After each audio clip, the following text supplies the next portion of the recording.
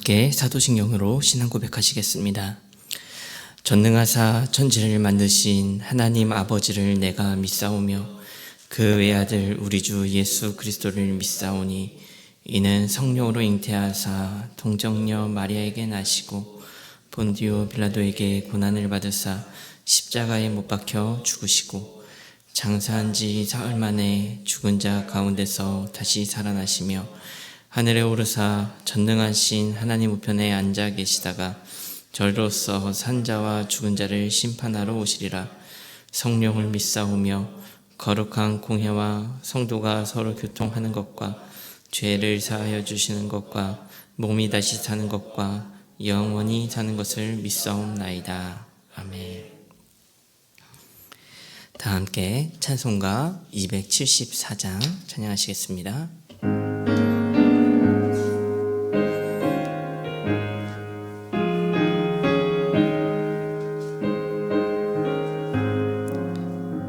나 행한 것 죄뿐이니 주 예수께 비웃기니 나의 몸과 나의 맘을 깨끗하게 하옵소서. 물 가지고 날 씻든지 물 가지고 태우든지 내 안과 바 다 닦으사 내 모든 죄 멸하소서. 내 어두운 눈 밝히시니 참 기쁘고 고마우나 늘보다 더 원하오니 정결한 마 주옵소서. 물 가지고 날 씻든지 불 가지고 태우든지 내 안과 바 다 닦으사 내 모든 죄 멸하소서. 정결한 맘 그 속에서 신령한 빛 빛이 오니 그러한 마 나 얻으면 눈까지도 밝으리라. 물 가지고 날 씻든지 불 가지고 태우든지 내 안과 바 다 닦으사 내 모든 죄 멸하소서. 못된 행실 다 고치고 악한 생각 다 버려도 이루 앞에서 정결타고 자랑치는 못하리라. 물 가지고 날 씻든지 불 가지고 태우든지 내 안과 바 다 닦으사 내 모든 죄 멸하소서. 오늘 우리가 나눌 하나님의 말씀은 예레미야애가 3장 19절에서 33절의 말씀입니다. 예레미야애가 3장 19절에서 33절의 말씀입니다. 교독하여 읽도록 하겠습니다. 내 고초와 재난 곧 쑥과 담즙을 기억하소서. 내 마음이 그것을 기억하고 내가 낙심이 되오나 이것을 내가 내 마음에 담아두었더니 그것이 오히려 나의 소망이 되었사옴은 여호와의 인자가 긍휼히 무궁하심으로 우리가 진멸되지 아니함이니라. 이것들이 아침마다 새로우니 주의 성실하심이 크시도소이다. 내 심령이 이르기를 여호와는 나의 기업이시니 기다리는 자들에게나 구하는 영혼들에게 여호와는 선하시도다. 사람이 여호와의 구원을 바라고 잠잠히 기다림이 좋도다. 사람은 젊었을 때에 멍에를 매는 것이 좋으니 앉아서 잠잠할 것을 주께서 그것을 그에게 메우셨습니다. 그대의 입을 땅의 티끌에 댈지어다. 혹시 소망이 있을지로다. 천사에게는 돌려드며 시골로 배불릴지어다. 이는 주께서 영원하도록 버리지 아니하실 것임이며 그가 비록 근심하게 하시나 그의 풍부한 인자하심에 따라 긍휼히 여기실 것임이라. 함께 읽도록 하겠습니다. 주께서 인생으로 고생하게 하시며 근심하게 하심은 본심이 아니시로다. 아멘. 예레미야 애가는 굉장히 독특한 시의 형태를 가지고 있습니다. 혹시 이제 예레미야 애가의 서론을 큐티책에서 보신다든지 혹은 어떤 주석이 달린 성경을 보시다든지 그런 여러 자료를 찾아보신다면 대부분의 자료들이 이야기하는 독특한 문학적 특징이 있습니다. 그것은 아크로스틱이라고 하는 형태인데요. 답관체, 알파벳이 이합체라고 표현이 되어지는 형태입니다. 자료마다 이름은 다 다르게 좀 보이고 상이해 보이지만 사실은 그 의미가 다 같은 말입니다. 번역을 하다 보니 생긴 차이인데요. 이것이 어떤 의미를 가졌냐 하면요. 한글에서는 기역, 니은, 디귿, 리을이 있고요. 영어에는 A, B, C, D가 있듯이요. 히브리어에서는 알렙, 베트, 김멜, 달렛 이런 가장 기본이 되는 알파벳이 있습니다. 히브리어의 알파벳은 총 22개입니다. 예레미야 애가가 각 장이 몇 절로 구성되어 있는지 한번 살펴보신다면요. 22절이 많이 보이실 거예요.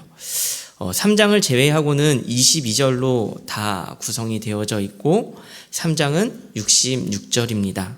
숫자를 보시면 대충 아시겠지만 알파벳과 연관이 있는 겁니다. 이렇게 쓸 때에 어떻게 쓰여지냐면 1절에서는 첫 번째 알파벳으로 시작하는 문장으로 구성되고요. 두 번째는 두 번째 알파벳으로 시작이 되어지는 문장으로 이렇게 구성이 되어지는 거예요. 그렇게 22절까지 쓰는 겁니다. 그래서 1장, 2장, 4장은 대체로 알파벳 순서대로 쓰였고 5장은 22절이라고 하는 개수만 맞췄습니다. 그렇다면 3장은 66절인데요. 어떻게 이루어져 있을까요? 각 알파벳이요. 3절씩, 3배잖아요. 3절씩 순서대로 기록이 되어져 있습니다. 그러니까 번역본에서는 잘 드러나지 않지만요. 어떤 시적이고 문학적인 요소들이요. 가미되어 있는 것이죠. 그래서 마치 아름다운 음률의 노래처럼 어쩌면 균형감 있고 비례적인 요소가 들어가 있는 아름다운 명작의 그림처럼 쓰여진 시다라고 그런 형태를 가지고 있다라고 보시면 될 것 같습니다. 특별히 오늘 우리가 묵상하고 있는 예레미야 애가 3장은요. 다른 장보다 훨씬 길게 쓰여졌습니다. 3배나 길게 쓰여졌어요. 길다고 하는 것은 무언가 더 강조하고 싶은 것이 있는 것이죠. 그것이 무엇일까요? 고난당한 자의 격렬한 반응이 여기서 크게 나타나게 됩니다. 다른 장보다 긴 만큼 더 크게 고난이 기록되어지고 있습니다. 그런데 동시에 3장을 기점으로 해서 고난당하는 자의 관점의 변화를 보여주게 됩니다. 3장에서 그 남은 자에 대한 남겨진 남은 자에 대한 소망의 회복이 직설적으로 고백이 되어지는 것인데요. 그 관점의 변화가 바로 오늘 우리가 묵상하는 본문을 통해 드러나게 되는 것입니다. 19절의 말씀을 함께 읽도록 하겠습니다. 내 고초와 재난 곧 쑥과 담즙을 기억하소서. 19절의 내 고초와 재난은 원어적으로 핍박을 당하고 평안이 없는 상태를 의미하는데요. 지금 남유다의 멸망으로 인해서 고난 속에 모든 안식을 잃어버린 상태를 보여주고 있습니다. 그리고 쑥과 담즙이라는 말은 조금 더 정확하게 번역을 하자면 독초와 쓸개로 관계로 표현을 할 수가 있는데 자신이 표현할 수 있는 가장 극심한 고통을 표현하고 있는 것이에요. 그러면서 20절에는 이렇게 기록을 합니다. 내 마음이 그것을 기억하고 내가 낙심이 되오나. 그런 현실을 그냥 지나치는 것이 아니라 마음에 떠올린다는 것이에요. 떠올릴 때 어떻습니까? 당연히 낙심이 되지 않겠습니까? 내 삶 가운데 어떤 안식이 없는 그러한 모든 상황들이요, 낙심이 되어지는 겁니다. 21절은 이렇게 기록하는데 우리 함께 읽도록 하겠습니다. 이것을 내가 내 마음에 담아 두었으니 그것이 오히려 나의 소망이 되었사옴은. 시인의 변화가 보이십니까? 절망 가운데서 오히려 소망이 되었다는 것이에요. 고통과 절망의 바닥에서 오히려 무엇을 보게 됩니까? 절망하기 때문에 오히려 여호와를 소망할 수밖에 없는 것입니다. 사랑하는 성도 여러분, 언제 태양이 가장 밝은 줄 아십니까? 정오일까요? 아닙니다. 가장 깊은 어둠, 칠흑과도 같은 어둠 속에서 태양이 솟아오를 때 가장 아름답고 밝은 빛이 비춰지는 것입니다. 누구도 부정할 수 없는 존재감이 가장 어두울 때 그 어둠을 깨트리고 나오면서 주어지는 것 아니겠습니까? 어둠을 뚫고 빛이 나오듯이 가장 큰 절망 앞에 오히려 소망이 태양과 같이 밝게 비춰지는 것이에요. 성경은 그것을 우리에게 말해주고 있는 것입니다. 그 빛이 무엇입니까? 22절은 이렇게 기록하는데 함께 읽도록 하겠습니다. 여호와의 인자와 긍휼이 무궁하심으로 우리가 진멸되지 아니함이니이다. 아멘. 하나님의 인자와 긍휼이 무궁하심으로 하나님께서 하신 약속 다 무너진 것 같으나 아직도 붙들고 계신 하나님의 약속, 하나님께서 인자와 긍휼로 붙들고 계심을 보게 되는 것입니다. 하나님께서 남유다가 멸망하게 하시나 완전히 망하게 하지 않으시고 이스라엘 가운데 남은 자를 남겨두셨음을 보게 되는 것이에요. 이것이 이사야서에서도 동일하게 기록되는 말씀인데요. 이사야서 1장 9절은 이렇게 기록을 하고 있습니다. 만군의 여호와께서 우리를 위하여 생존자를 조금 남겨두지 아니하셨다면 우리가 소돔과 같고 고모라 같았으리로다. 아멘. 망한 것 같으나 소돔과 고모라 같이 되지 않은 것은 하나님께서 자비와 긍휼로 남은 자를 남겨두셨다라는 것을 보게 되었기 때문입니다. 남은 자를 통하여 하나님의 인자와 긍휼이 끊어지지 않았음을 보는 것입니다. 하나님의 언약이 계속되고 있다는 소망을 보게 되는 것이에요. 성경은 지금 절망 가운데서 소망으로 향하는 길을 우리에게 보여주고 있습니다. 사랑하는 성도 여러분, 저보다 더 많은 인생을 사신 우리 성도님들 앞에서 인생과 삶을 논하는 것은 참으로 부끄러운 일이지만요.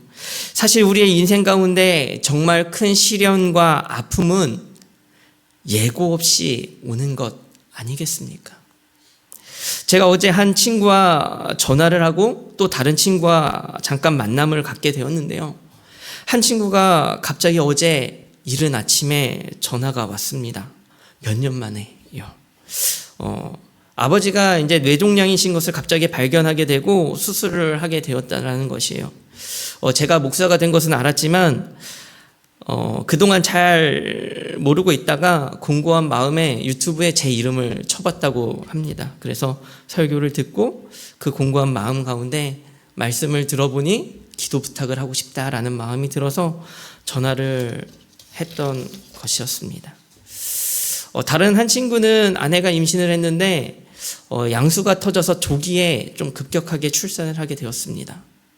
버티다가 어떻게든 버티다가 900g의 아이를 낳고 인큐베이터로 들어갔습니다. 하나하나 검사하면서 건강한지 하나하나 확인을 해야 되는 상황인 겁니다. 얼마나 그 부모의 마음이 졸이겠습니까? 만나서 누군가 축하해 줄 수 없는 그 상황 속에서 출산했음을 축하해 주고 위로를 전해줬어요. 급작스러운 고통이 찾아왔어요. 저조차 그 두 가지 소식을 접하는데 굉장히 당황스럽더라고요. 짐작하지 못했던 일이 갑자기 일어나게 된 겁니다. 참으로 아프고 속상한 일이죠. 평범히 사실은 기적이라는 사실을 그제서야 깨닫게 되는 것 아니겠습니까? 아버지가 건강하게 수술이 마쳐지기를, 태어난 아들이 건강하게만 자라나주기를 얼마나 간절히 기도하게 됩니까? 저도 그 마음이 들더라고요. 그 상황에서 이런저런 생각이 들지 않겠습니까? 내가 그동안 신앙생활을 잘 안 해서, 그러나 왜 그럴까? 하나님은 왜 이런 일을 겪게 하실까? 왜 나에게 이런 일이 생길까? 이런 마음도 들지 않겠습니까? 분명 고난과 고통의 자리지만, 그러나 그 자리에, 그 어려움 속에서도 가장 큰 은혜가 있다는 것을 믿으시기를 바랍니다. 예레미야가 3장 1절부터 18절에는요, 사실 예레미야의 원망과 절망의 목소리가 들어가 있습니다. 그냥 원망이 아니라 하나님에 대한 원망도 그 안에 들어가 있는 것 같아요. 주어가 생략되었지만요, 번역하면서 주어가 그가 여러 번을 외쳐요. 1절은 이렇게 시작을 하죠. 여호와의 분노의 매로 말미암아 고난당한 자는 나로다. 여호와께서 분노의 매를 치셨다. 그러면서 2절에서 그가 나를 이끌어 어둠 안에 걸어가게 하시고, 그가 원망하는 마음이요, 그 주어를 통해서 드러나게 됩니다. 그러나 19절부터의 마음이 변하게 되는 것이에요. 나를 기억하소서. 오히려 소망이 되었사옴은 그렇게 고백하는 것이에요. 가장 어두울 때 가장 찬란한 빛이 보이듯이 가장 선명한 은혜가 오늘 본문 가운데 주어지는 것입니다. 혹시 내가 지금 고난 중에 있다고 생각하고 계십니까? 그렇다면 그 옆에 소망이 있다는 것을 반드시 기억하시기를 바랍니다. 그런데 어떻게 고난 가운데 소망이 가능하겠습니까? 어떻게 우리의 삶 가운데, 고난 가운데에 그 소망이 가능하겠습니까? 우리 32절과 33절의 말씀을 함께 읽도록 하겠습니다. 그가 비록 근심하게 하시나 그의 풍부한 인자하심에 따라 긍휼히 여기실 것임이라. 주께서 인생으로 고생하게 하시며 근심하게 하심은 본심이 아니시로다. 아멘. 예레미야가 고난 가운데 발견한 것이 무엇입니까? 하나님의 인자하심과 긍휼하심, 그리고 그것을 넘어 하나님의 본심이에요. 고난 한가운데에서조차 끊어버리지 않으시는 인자하심과 긍휼하심을 보며 그 하나님의 약속을 바라보면서 하나님의 본심을 보게 되는 것이었습니다. 태도의 변화는 마음에서부터 나오죠. 우리가 사람 사이의 관계에서도 상대방의 본심을 알면은 우리의 태도가 변합니다. 부모님이, 아내가, 남편이 아무리 잔소리를 해도요, 그 본심을 알면 물론 잔소리가 싫지만 그 잔소리가 싫지만은 않은 것 아니겠습니까? 우리가 특세를 통해 요한계시록을 보면서 많은 변화가 있었습니다. 사실 그동안 요한계시록을 하면 하나님이 무섭게 보였거든요. 행위대로 심판하는 모습에 두려움이 있었고요. 종말의 때에 당하는 그 고난과 환난이 극심하다는데 얼마나 두렵습니까? 그것을 눈으로 보기도 싫고 귀로도 듣기도 싫어서 사실은 우리가 요한계시록을 외면했는지도 모릅니다. 그런데 왜 말씀을 보면 볼수록 오히려 따뜻하게 느껴지고 오히려 내 마음에 위로가 되는 것일까요? 심판이 없어서겠습니까? 아니죠. 종말의 때에 환난이 없어서일까요? 아닙니다. 하나님의 본심을 이해할 때 우리는 그 모든 일들이 이해가 되고 하나님의 뜻이 이해가 되는 것 아니겠습니까? 다 알 수 없고 이 고난의 끝이 언제인지 우리가 다 예측할 수 없지만 그럼에도 불구하고 하나님의 그 본심을 알아갈 때에 순종하며 나아갈 수 있는 것 아니겠습니까? 우리는 우리 앞에 있는 모든 일들을 다 이해할 수 없습니다. 때로는 왜 이런 일이 나에게 일어났는지, 혹은 왜 나는 이것밖에 안 되는지 나조차 이해할 수 없는지도 모릅니다. 하지만 하나님의 마음을 본다면, 하나님의 마음을 마주한다면 모든 것이 바로 짠하고 해결되지는 않을지언정 내 마음이 변화하고 내 삶의 태도가 변화하며 가장 칠흑 같은 그 어둠 속에서 가장 밝은 하나님의 소망을 발견하게 되리라 믿습니다. 우리의 상황이나 환경을 넘어 가장 아름다운 하나님의 마음, 그 마음을 바라보며 우리의 삶의 위로와 용기를 얻으시는, 그렇게 하루하루를 그 용기와 위로 속에 살아가시는 우리 모든 성도님들이 되시기를 간절히 소망합니다. 우리 함께 말씀을 기억하며 기도했으면 좋겠습니다. 우리 첫 번째 기도하실 때는 고난과 절망의 자리에서 오히려 하나님을 향한 소망의 빛이 우리의 삶에 비춰지게 하여 주옵소서 라고 기도했으면 좋겠고요. 두 번째 기도하실 때는 메마른 우리의 삶과 마음에 하나님의 마음이 이해되고 깨달아지고 느껴지는 변화가 주어지게 하여 달라고 간절히 기도했으면 좋겠습니다. 마지막으로 교회를 위해 기도하실 때는 심려 다락방을 위해 기도하는 날입니다. 순원들 각자의 기도 제목으로 하나님 앞에 나아갈 때 합심하여 기도함으로 주님의 뜻을 이루게 해달라고 심려 다락방을 위해서 모든 교회의 모든 다락방들을 위해서 함께 기도하도록 하겠습니다. 기도하시겠습니다. 하나님, 참으로 감사를 드립니다. 하나님, 우리의 삶 가운데